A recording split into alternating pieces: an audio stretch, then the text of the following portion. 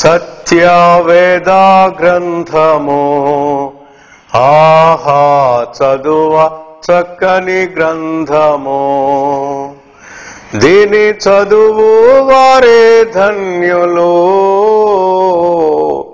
సత్యవేద గ్రంథము ఆహా చదువ చక్కని గ్రంథము.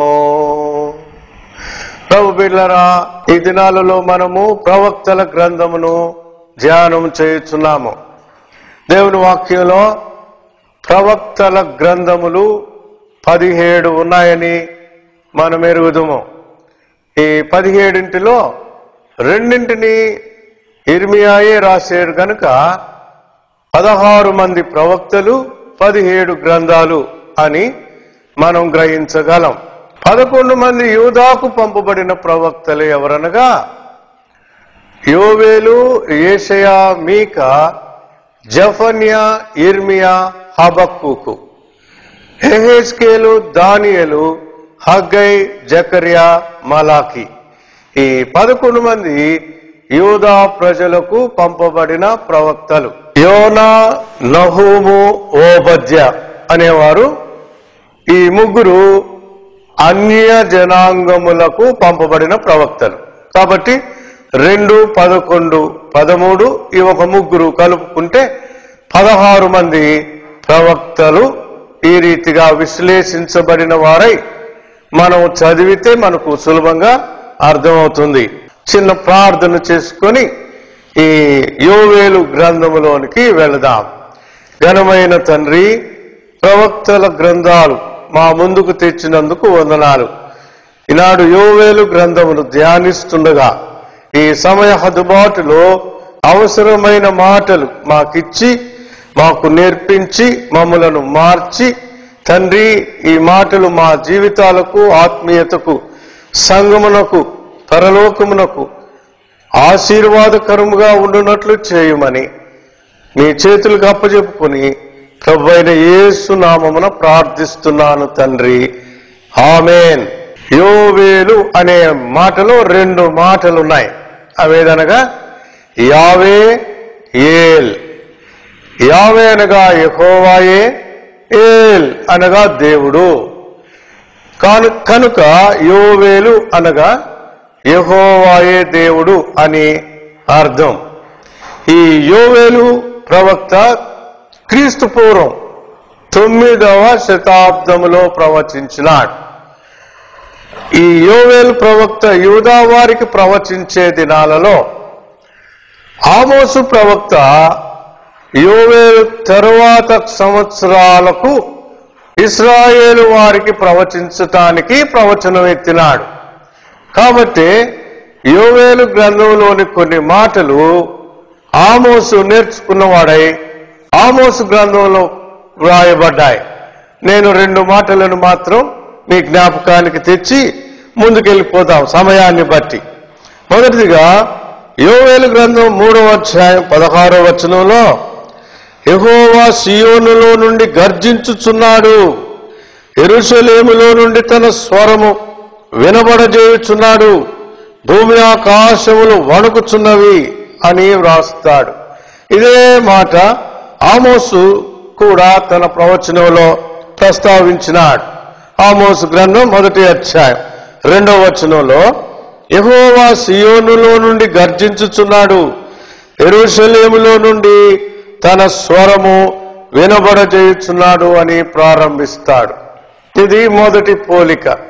వాక్యాల్లో 2వ పోలికగా మనం చూస్తే యోవేలు గ్రంథం 3వ అధ్యాయం 18వ వచనంలో ఆ దినమందు పర్వతములలో నుండి క్రొత్త ద్రాక్షారసము పారును, కొండలలో నుండి పాలు ప్రవహించును అంటాడు యోవేలు. ఆ మాటల్ని ఆమోసు ప్రస్తావిస్తాడు. ఆమోసు గ్రంథం 9వ అధ్యాయం 13వ వచనాన్ని మనం గమనిస్తే రాబో దినములలో కోయువారు దున్నువారి వెంటనే వత్తురు, విత్తనము చల్లువారి వెంటనే ద్రాక్ష పండ్లు త్రొక్కువారు వత్తురు, పర్వతముల నుండి మధురమైన ద్రాక్షారసము స్రవించును, కొండలన్నీ రసధారలగును, ఇదే యెహోవా వాక్కు. కాబట్టి యోవేలు ప్రవక్త తన ప్రవచనానుసారముగా మనం గ్రహించేది ఏంటంటే యోవేలు ప్రవక్తను ఈయన ప్రవచించిన ప్రవచనాన్ని తన తదుపరి వచ్చిన ప్రవక్తలు గుర్తెరిగిన వారై అనుసరించిన వారై ఉన్నారని కూడా మనము గ్రహించగలం యోవేలు ప్రవక్త యొక్క గ్రంథాన్ని బట్టి. ఇది వ్యక్తిగతంగా యోవేలు విషయం. ఆ తరువాత రెండవ అంశంగా యోవేలు ప్రవచించే దినాలలోని కాల పరిస్థితులు ఏ రీతిగా ఉన్నాయి అనేది మనము గమనించాలి. ఆ తరువాత యోవేలు రాసిన ఈ 3 అధ్యాయాల ప్రవచనాలను విశ్లేషిస్తాం, అనాలిసిస్. ఇది 3వ భాగం. 4వ భాగంగా ఈ మాటలు నేటికి మనకు సంఘమునకు ఏ రీతిగా ఆశీర్వాదకరములై ఉన్నాయి అనేది తలపోసుకొని ముగిద్దాం. ఇది యోవేలు గ్రంథాన్ని అర్థం చేసుకోవటానికి అవసరమైన 4 అంశాలు. ఇప్పుడు రెండవ అంశానికి వెళదామా? ఈ రెండవ అంశంలో యోవేలు ప్రవచన కాలములోని కాల పరిస్థితులు. ఇది చాలా ప్రాముఖ్యమైనది. ఇది చాలా చరిత్ర కలిగిన అంశం అండి. ఇది యోవేలు కాలంలో నిజానికి రాజు ఎవరు అనంటే యోవాషు రాజు. ఎవరి ఈ యోవాషు రాజు? కొంత చరిత్ర ఇక్కడ మనము గ్రహించాలి. యూదా ప్రజలను 20 మంది రాజులు ఏలినారు. వారెవరనగా ఇశ్రాయేలు, యూదా ఇశ్రాయేలుగా విభజించబడిన తరువాత డివైడెడ్ కింగ్డమ్.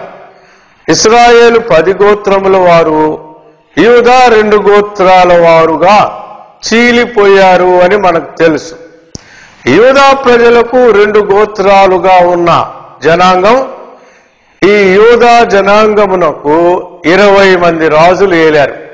వారు ఎవరనగా రెహబాము, అబియా, ఆసా, యెహోషాపాతు, యెహోరాము, అహజ్యా, అతల్యా, యోవాషు, అమజ్యా, ఉజ్జియా, యోతాము, ఆహాజు, హిజ్కియా, మనషే, ఆమోను, యోషియా, యెహోయాహాజు, యెహోయాకీము, యెహోయాకీను, సిద్కియా.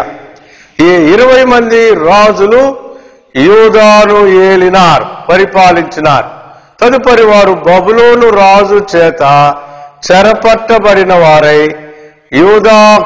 యూదా జనాంగము బబులోను నెబుకద్నెజరు రాజునకు చెరపట్టబడి బబులోనుకు కొనిపోబడ్డారు.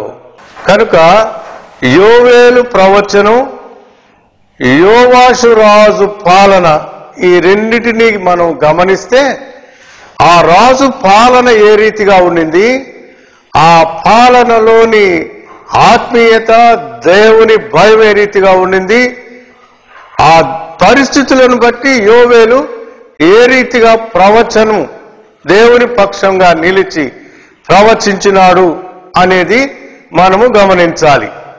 మొదటిగా యోవాషు రాజు 7 సంవత్సరాలకే సింహాసనమునకు వచ్చినట్టుగా బైబిల్లో మనం చదువుతాం. యోవాషు రాజు ఏమండి 7 సంవత్సరాలకు ఆ వయస్సులో పరిపాలనా దక్షత ఉంటుందా? ఎందుకు 7 సంవత్సరాలకే పరిపాలనకు వచ్చింది అనంటే ఇందాక నేను చెప్పినట్టు అది చాలా చరిత్ర. అతల్యా అనే స్త్రీ ఆహాబు యెజెబెలు యొక్క కుమార్తె. ఇశ్రాయేలులోని విగ్రహారాధనకు ఆమె నరన ఇంకించుకున్న వ్యక్తి. పుట్టకతో అబ్బిన విగ్రహారాధన ఆమెకు. యూదా ప్రజలను ద్వేషించే స్త్రీ. ఆమె ఏమైంది? యూదా రాజైన యెహోరాము ఆమెను పెళ్లి చేసుకోబట్టి ఆ యెహోరాము మరణానంతరం వారి కుమారుడైన అహజ్యాను చంపించిన కారణం చేత తానే రాణయింది. కాగా ఆమె రాణి పాలనలో విగ్రహారాధన, కఠినత్వం, బలాధికారం, దుష్టత్వం, దౌర్జన్యం పెళ్లిబుకిపోయినాయి.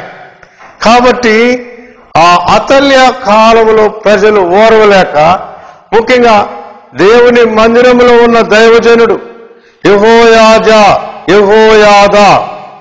ఆయన భార్య అయిన యెహోషబతు, వీరిరువురు తట్టుకోలేకపోయినారు. దేవుని కార్యములకు ఆమె అడ్డు రావటాన్ని చూచి ప్రజలు తిరగబడ్డారు, ఆమెను చంపించారు. ప్రజలు ఆమెను చంపినారు. కనుక ఇప్పుడు రాజు కావాల్సి వచ్చింది. ఎవరున్నారు రాజు? ఆ అతల్య తన కుమారుడైన అహజ్యాను చంపారనే కారణం చేత యూదా రాజకుమారులలో ఎవరిని మిగిలించుకున్న ఆమె చంపించేసింది. ఇక ఎవరున్నారు యూదాను పాలించటానికి?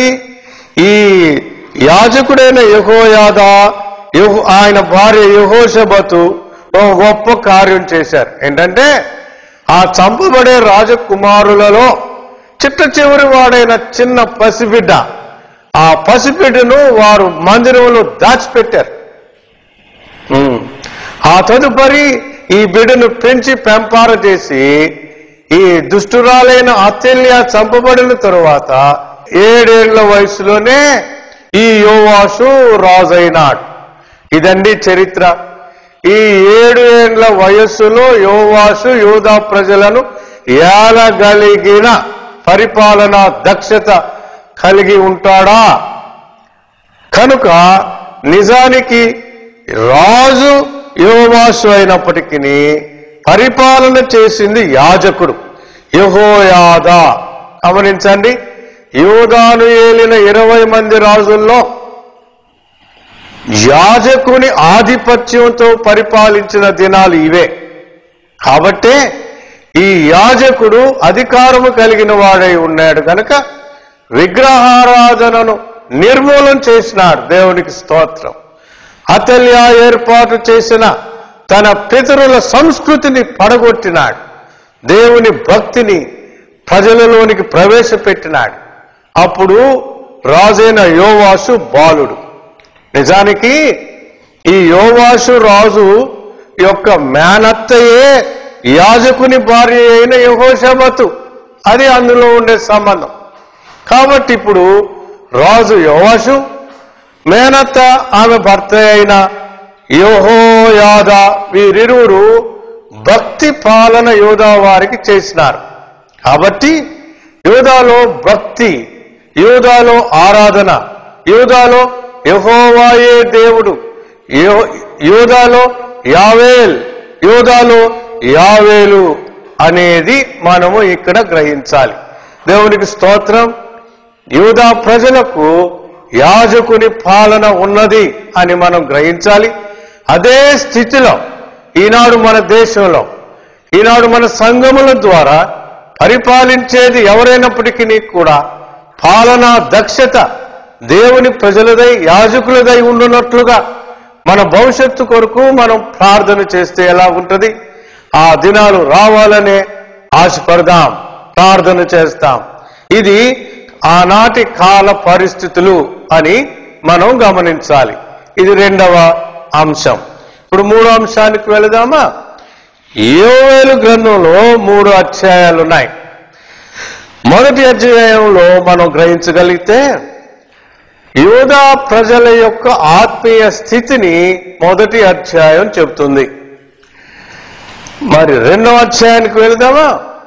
2వ అధ్యాయంలో దేవుడు యోవేలు ప్రవక్త ద్వారా నా ప్రజలారా రండి అని దేవుని సన్నిధికి ఆకర్షించి దేవుని చిత్తం నెరవేర్చటానికి ప్రజలలో గొప్ప కార్యాలు చేయదలిచి దేవుని ప్రజలైన యూదా వారిని యోవేలు ప్రవక్త పురికొల్పుతూ ఆత్మీయ ఉన్నత స్థితికి తేవటానికైన పిలుపు 2వ అధ్యాయంలో ఉంది.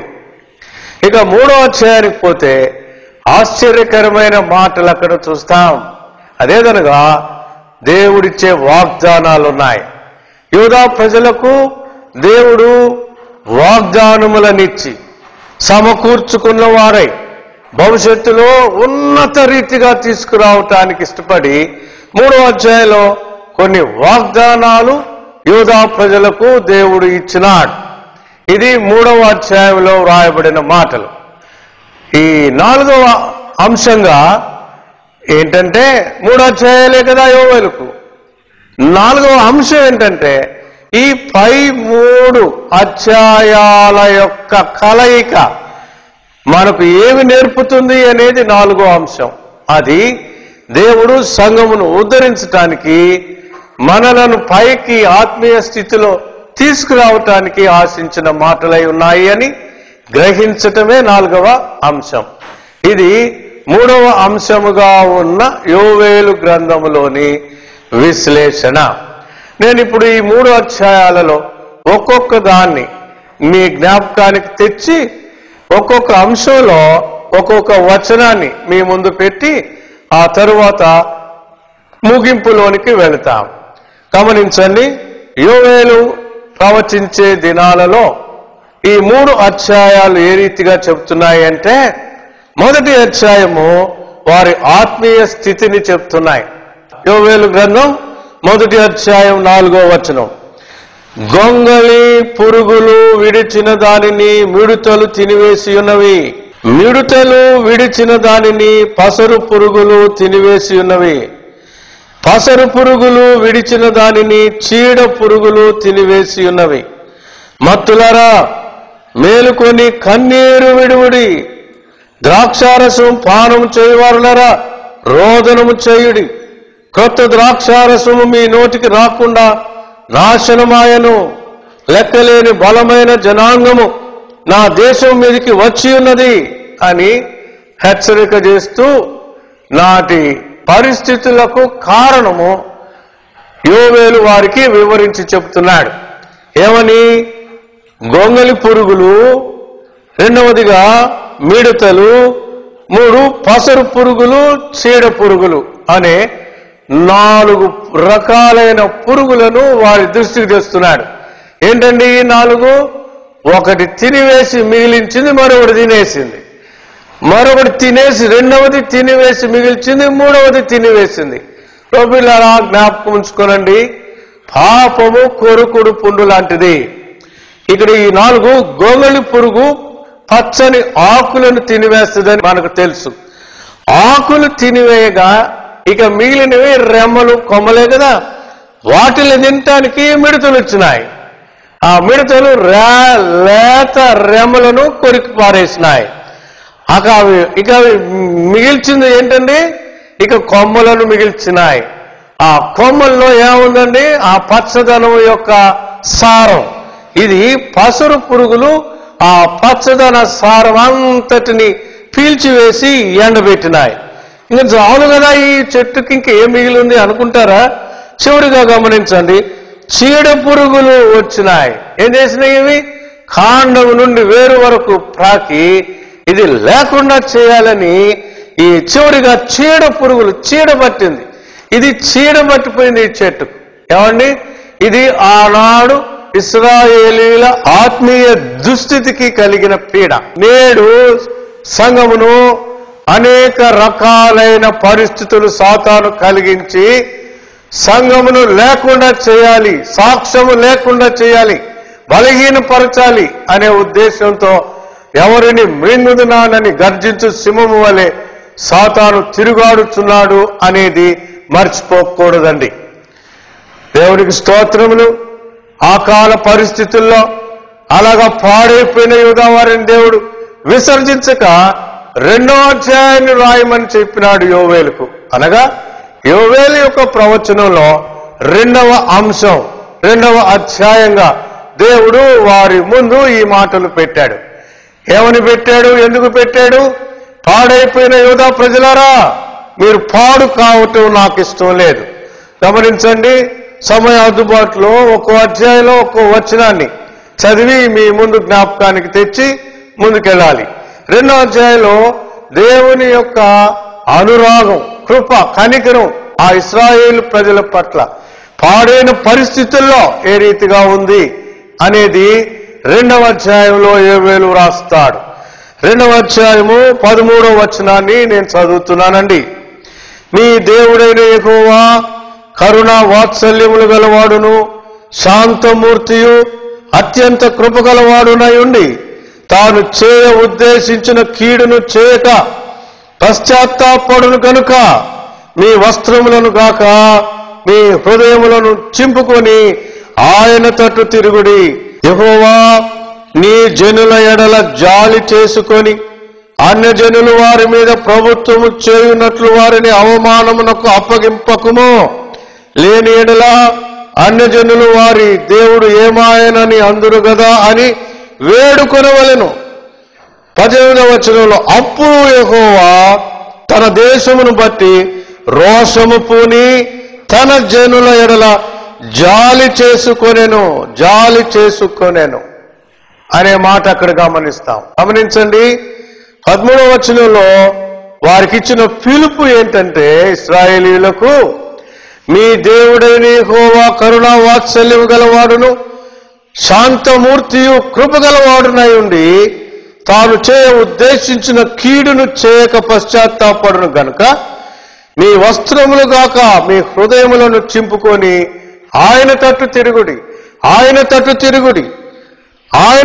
తిరుగుడి అని దేవుడి వైపు మళ్లించటానికి చెప్పబడిన మాటలు యోవేలు తన గ్రంథంలోని 2వ అధ్యాయంలో మనం చదవగలం.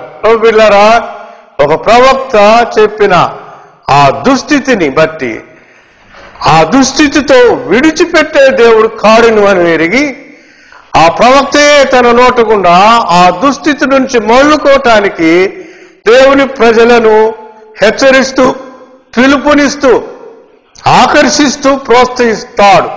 ఇది దేవుడు ఆయన ప్రజలకు ఇచ్చిన గొప్ప కనికరముతో కూడిన ఆహ్వానం. ఇది 2వ అధ్యాయంలో మనం గమనించగలం.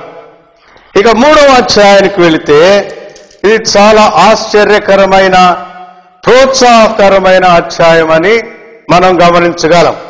అదేమనగా 3వ అధ్యాయంలో ఒక వచనం మాత్రం నేను మీకు చదివి వినిపిస్తానండి. 16వ వచనం, యెహోవా సియోనులో నుండి గర్జించుచున్నాడు, యెరూషలేములో నుండి తన స్వరము వినబడజేయుచున్నాడు. భూమి ఆకాశములు వణుకుచున్నవి, అయితే యెహోవా తన జనులకు ఆశ్రయమగును, ఇశ్రాయేలుకు దుర్గముగా ఉండును. గమనించారా పిల్లరా? ఒకవైపు ఏమో భయ పరిస్థితులు, రాబోయే దినాలలో ఉండే పరిస్థితులు చెప్తున్నాడు. అదే సమయంలో తన జనులకు ఆశ్రయమగును, దుర్గమగును అని 3వ అధ్యాయంలో ఆదరణ మాటలు యోవేలు ప్రకటిస్తున్నాడు.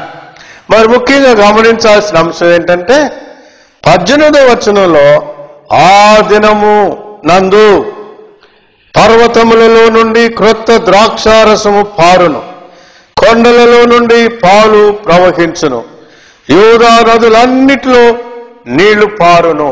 ఇది వాగ్దానముతో కూడినది, భవిష్యత్ దినాల కొరకైన ప్రవచనం.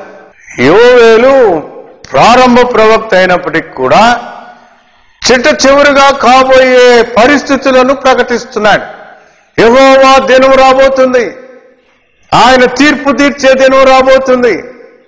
ఆయన తన ప్రజలను ప్రేమించువాడు, కనికరించి కృప చూపి తన వైపు మళ్లించి బలపరచువాడు.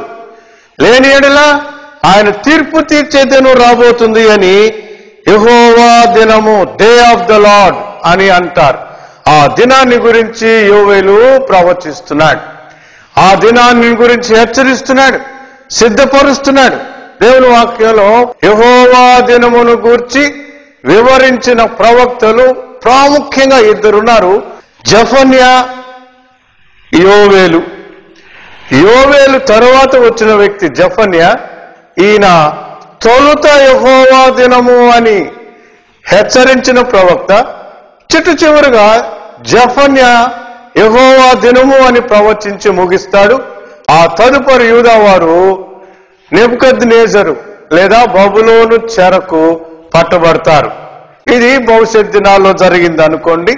ఈ రీతిగా 3వ అధ్యాయంలో దేవుడు తన దినమును గూర్చి యోవేలు ద్వారా ప్రవచిస్తున్నాడు. ఈ రీతిగా యోవేలు గ్రంథంలో 3 అధ్యాయాలు ఉన్నాయి.